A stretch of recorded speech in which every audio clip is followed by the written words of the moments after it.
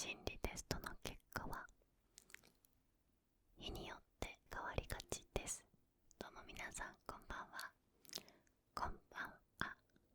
おつもろってということで、皆さん今日も一日お疲れ様です。ということで、今日はですね、ルナシ人生で初めて MBTI 診断をやっていきたいと思います。パチパチパチパチパチ。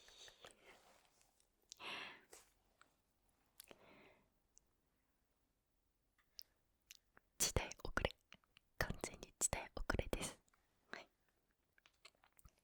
だいぶ前から流行っていると思うんですけれども、毎回友達の話題についていけずで、やろうやろうって思ってたんですけど、ちょっとめんどくさくてやっていませんでした。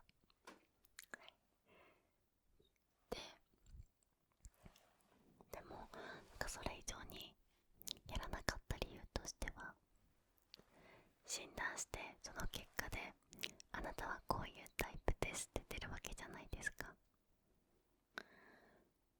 そうすると、そういうタイプのように振る舞わなければならないとか、無意識のうちにでもそういうタイプに近い行動をしてしまうという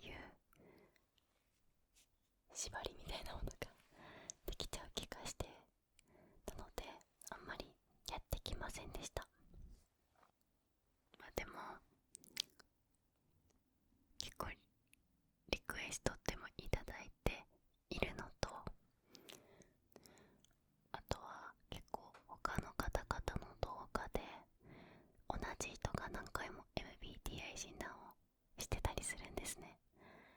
やっぱりその日によって人の心は移り変わるから、定期的にやってくみたいなやつを見て、もう結果が出たとしても明日には変わってってもいいんだっていう心持ちでややれるんだって分かってやりたいと思います。はい、これ何分かかるんですかね。明るいかな。ではではやっていきたいと思います。定期的に新しい友人を作ることを心がけていますね。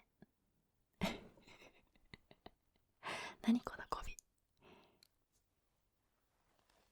新しい友人を作ることを心がけることを強要されているかのような語尾ですね。全然心がけてないけど、新しい友人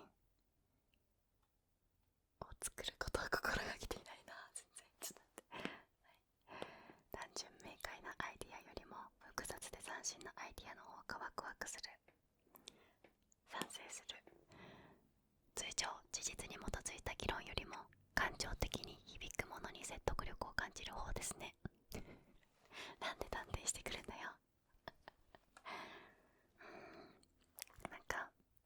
私世界一眠たくなる授業っていうジャンルの中で高等経済学とかを扱ってて、そういう時ってすごい事実に基づいたデータとかが大事だなってすごく思ったりはするんですけど、でも正直感情に響くものにすぐ揺らいじゃうから、こうやな、賛成する。生活と仕事のスペースは清潔で整理整頓されている。めっちゃ日によるんだけど、荒れてる時荒れてるし、綺麗な時綺麗。真ん中やな。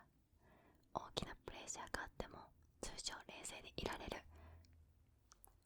全然冷静でいられない。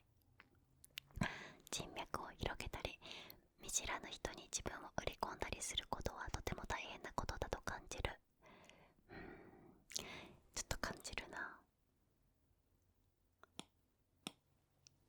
仕事に優先順位をつけ、効率的に計画を立て、前に完了させることが多い。期限ギリギリだなあ。でも物によるよな。動画はなるべくストック作っとこうって動ける時もあるし、それ以外のことはめっちゃギリギリになっちゃうからな。物によるな。難しいねこれ。ちょっとだけ反対します。数字やデータより人々の物語や感情の方があなたに力強く響きます。まあこれはほんとそうかな。予定表やリストなどの整理管理ツールを使うのが好き。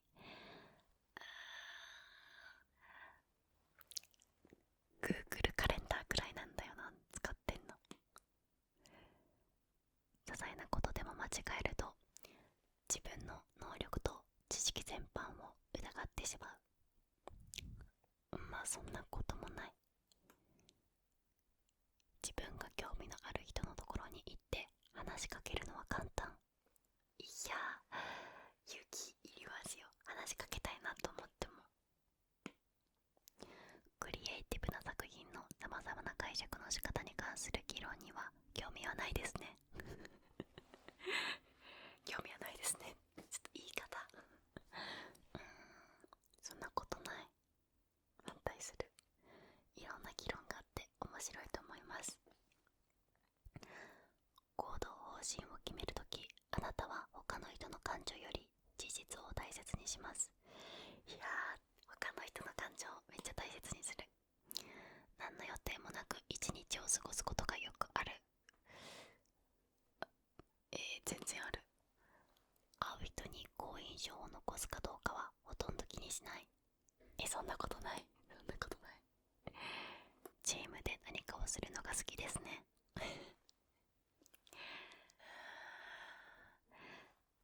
でも、これまでチームで動いてきてね、学生時代からすごく達成感だったり幸せな瞬間もたくさんあったから嫌いではない。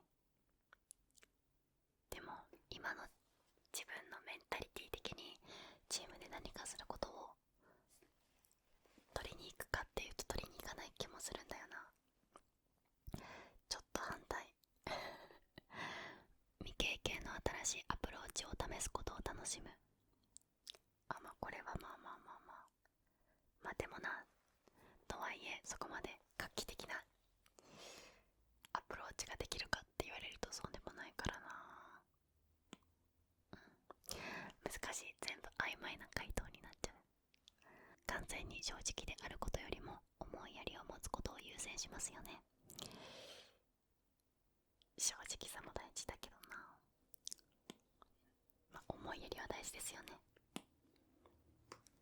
新しい経験や知識分野を積極的に追求しますよね。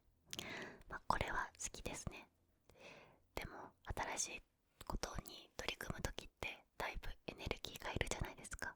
だからそんな頻度高く常にチャレンジングなことができると言われるとそうでもない。物事が悪い方向に向かうのではないかと心配しがち。これは考えちゃうな。すごいいいことも悪いことも考えるではないでしょうか。でもだからといって毎回悪いことばっか考えてめっちゃ心配しちゃうっていうことでもないからな。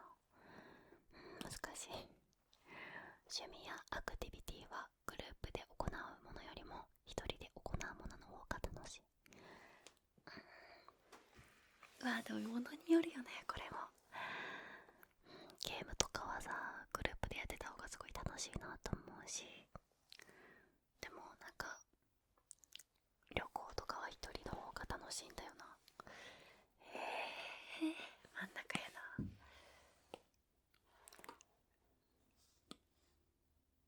生計を立てるために架空の物語を書いているご自身を想像することは不可能ですね。そんなことない。そんなことない。感情的な面を多少無視してでも効率的な決断を好みますね。好みますね。効率的な判断あんまりできない。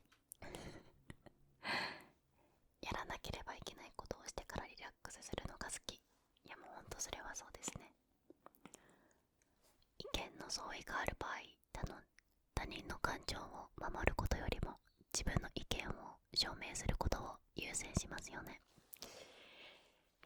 自分の意見も大事にしたいけど、だからといって他人の感情を一切守らないことはない。真ん中、なんかあんまり真ん中はつけたくないですよね。社交の場では大抵最初に他の人が自己紹介するのを待つ。確かに一発目から入って手は挙げれないな。でもなんだろうな、ここで一番初めに自己紹介することにすごいメリットとか、意味があるのであればやると思うんだよな。だから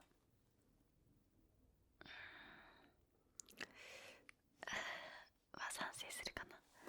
とても急に機嫌が変わることがある。でもなくもないか。楽しい感じの気分から急にめっちゃ憂鬱になったりもあるっちゃあるか。ちょっと反対する。感情的な議論には簡単に動かされませんね。無理、めっちゃ簡単に動かされる。ギリギリのタイミングで最後にやっと何かを行うことが多いですね。いや、これも本当にものによるんだよな。ギリギリのタイミングでやることもあれば前もってやることもあるし、難しい。真ん中、倫理的なジレンマについて議論するのが好き。これは好きかもな。やっと半分だ。一人でいるより人と一緒にいる方が好き。いやー、人といるのは大好きですよ。人といるのは大好きですけど、でも一人の時間を大切にしたい。議論がとても理論的になると退屈に感じたり興味を失ったりしますね。すごく議論の内容によりますよね。なんか物理学のようわからんテーマで理論的な話されてると退屈になっちゃうけど、自分の興味の範囲だったら退屈に感じないよな。真ん中、事実と感情が相反する場合、大抵はご自身の心に従いますよね。これはもう心感情に従います。仕事や勉強のスケジュールを一定に保つことが難しいと思う。でもなんとなく週に1回動画投稿しようっていうのは思ってて、だからといって絶対固定の曜日で保つことは難しいから、ちょっと違うのかな。ちょっとだけ賛成します。一度決めたらその決断を疑うことはほとんどない。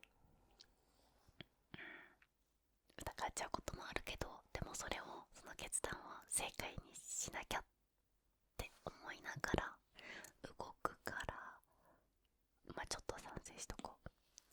友達から活発で社交的であると言われますね。あんまり。でもだからといってめっちゃ暗いわけじゃないからな。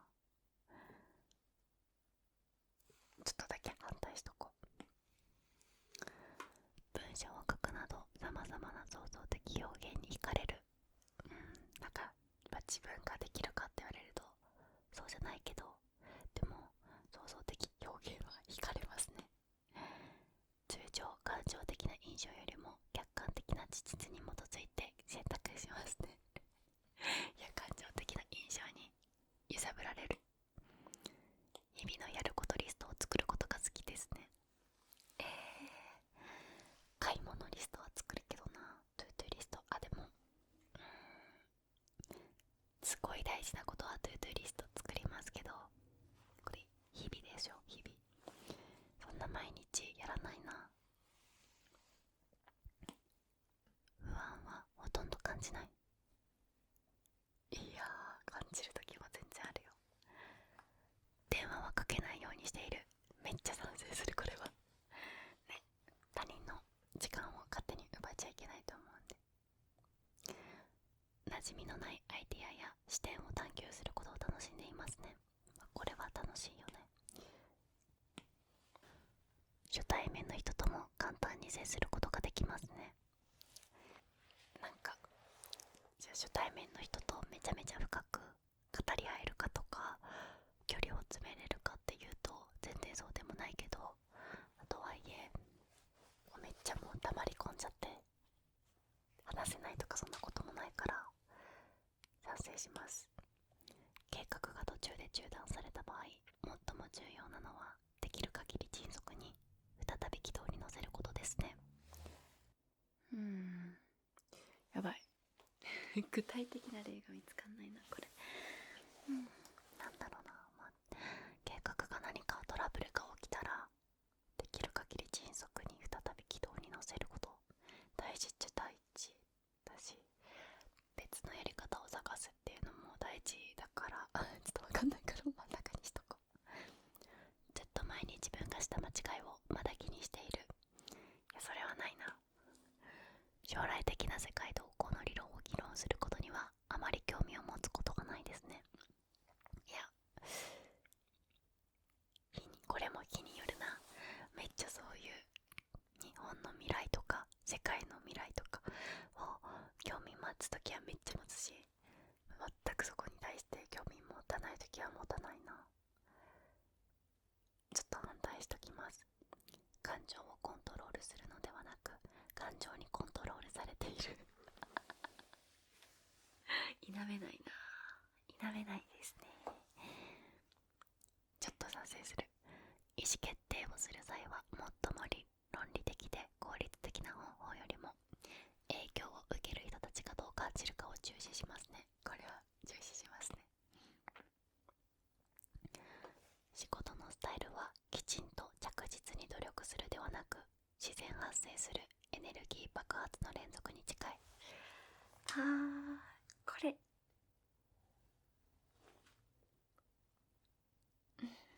確かにな。なんか着実に努力する部分は努力するし、でもな、ガッて集中するときはガッて集中するからな。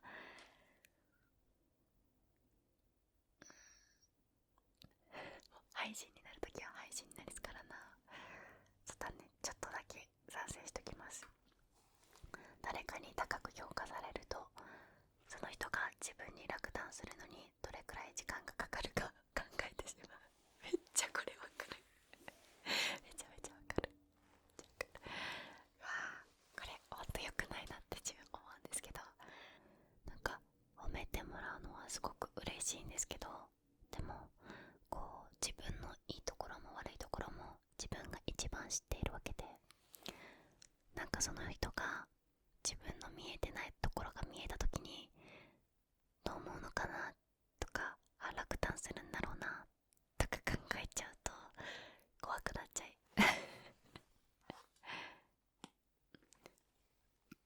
ほぼいつも単独で作業する仕事に就くことを望んでいますね絶対ではないけど確かに単独で作業することを好んじゃいますね。抽象的な哲学的問題についてじっくり考えるのは時間の無駄だと思う。全然思わない。静かな隠れ家のような場所より人がたくさんいて賑やかな雰囲気の方が好きですね。いや基本は静かな方が好きですけど、だからといってなんか人がたくさんいるところがめっちゃ嫌ってわけでもない。それはそれでそういう雰囲気も楽しめる気もするな。難しいね。真ん中にしよう。ある決断がご自身にとって正しいと感じればそれ以上の証拠を必要とせずに行動することが多いですね。わかるな。自分がちょっと直感的に正しいって思ったらもう別に他の証拠探さないね。重圧で押しつぶされそうだとよく感じる自分で自分に期待したり重圧をかけることはありますけど、他の人からとか周りから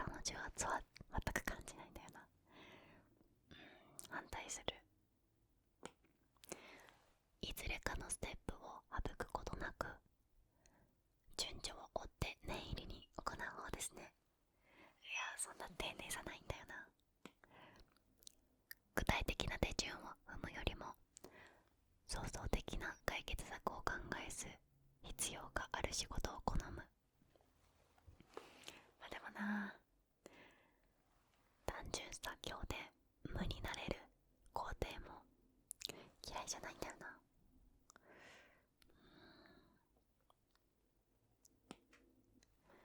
選択をする際は論理的な推論よりも感情的な直感に頼る傾向がありますね。もうこれ本当にそうなのよ。全然論理的にあんまり考えられないですよね。理知的じゃないんだよな別に単純です。私はとっても単純です締め切りを守るのが苦手ですね。いや、大事な締め切りを守りますよ。物事はうまくいくだろうと自信があるこれはあります。なんか大丈夫な気がする。性別は女性です。いきます。結果いきます。じゃん。あなたの性格タイプは仲介者でした。仲介者。あなたは想像力、共感力、理想主義にあふれた豊かな内面を持っています。情に熱いんだ情に人間の経験を理解したいという深い欲求を持つあなたは周囲の人たちの自然な相談相手であり大きな支えになっているでしょ。本当に本当かそうかな。あなたは驚異の念を抱きながら人生に臨み、自分の経験や人間関係にいつも意味と偽りのないあり方を求める傾向があります。わかるな、わかるあなたの創造性はインスピレーションの源泉で、しばしばユニークなアイディアや複雑な問題に対する革新的な解決策を生み出してくれます。ただしこの創造性のせいで無双に受けることがあり、人生のより現実的な局面への対応に苦労することがあります。でも深い共感力があるので直感的に他者と深いつながりを築くことができるでしょう。すごいね、すごいですね。すごい、めっちゃ妄想にふけちゃう。無双にふけちゃうんですよね、最近特に。これ多分日によってこの多分 MBTI 診断も結果が皆さんも変わると思うんですよ。だからきっと私も次診断を受けたらこの結果ではないと思うんですけれども、今の私はすごくなんか結果が合ってる気がします。性格特性内向型 69%、 直感型 89%、 感情型 94%、 探索型 62%、 アイデンティティ 51%。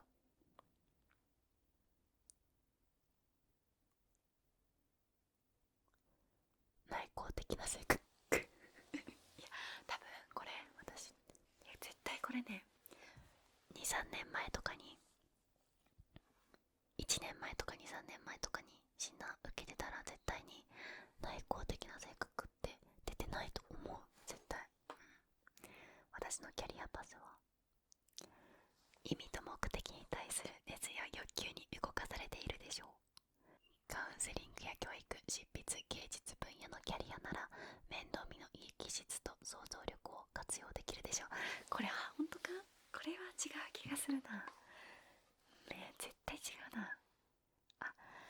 自分に合った仕事を見つけるのは試行錯誤の連続となる場合がある。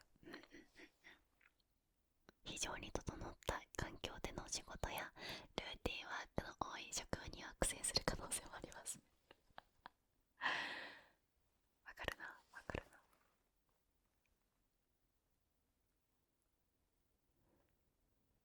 私の強みは想像力に富むビジョナリー、価値観を大切にするプロフェッショナル、共感力を持って協力する、臨機応変に問題を解決する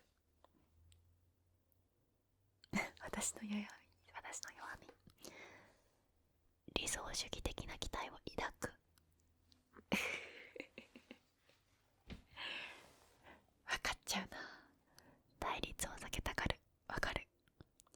完璧主義者。いやこれは全然分かんない批判に敏感、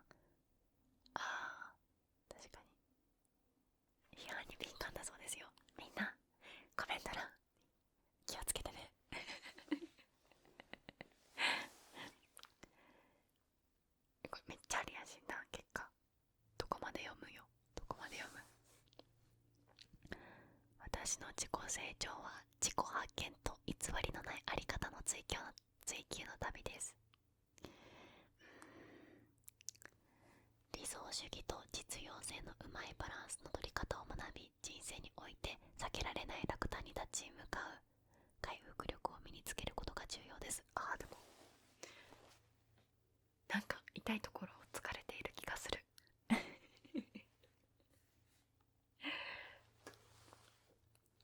人間関係においてあなたは偽りのなさと自己成長の欲求を尊重する相手と深く意味のあるつながりを求める傾向があります。他者への共感力と直感的な理解力があるおかげで、あなたは思いやりのある友人やパートナーとなり、表面的な交流を超えた絆を築くことができます。いいですね、いいですね。でも理想主義的な気質は時として人間関係における問題を引き起こすことがあります。対立に悩んだり、他者があなたの大きな期待に応えられないと失望したりすることもあるでしょう。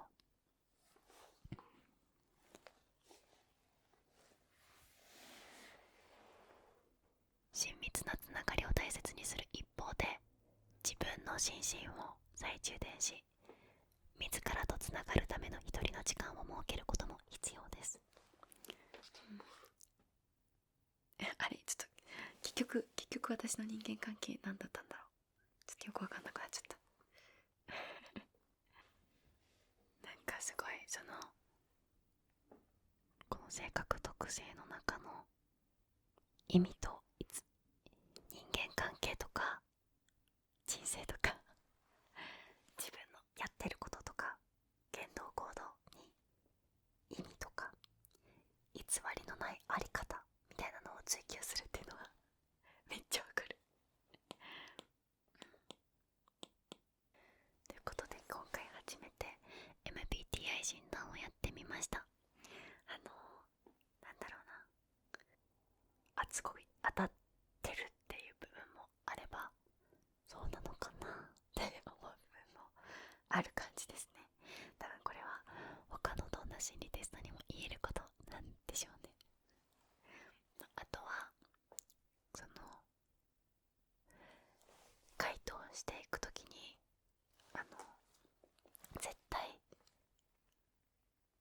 今の自分だからこの回答だけど、多分半年前の自分はこう答えるだろうなとか、2、3年前の自分だったらこう答えられるだろうなっていうのがすごいあったので、めちゃめちゃ日によって結果変わりそうだなと思いました。はい。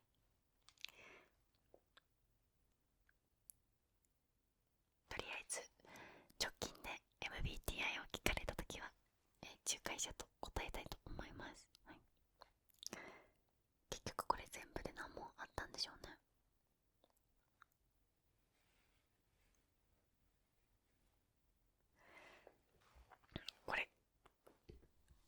これオチがないね。どうしよう。はい。とりあえず私は仲介者ということで、性格特性として批判には敏感らしいので、皆さん優しく扱ってください。そうです。すごいストレートな意見も全然ウェルカムです。ということで、今日は MBTI 診断をやってまいり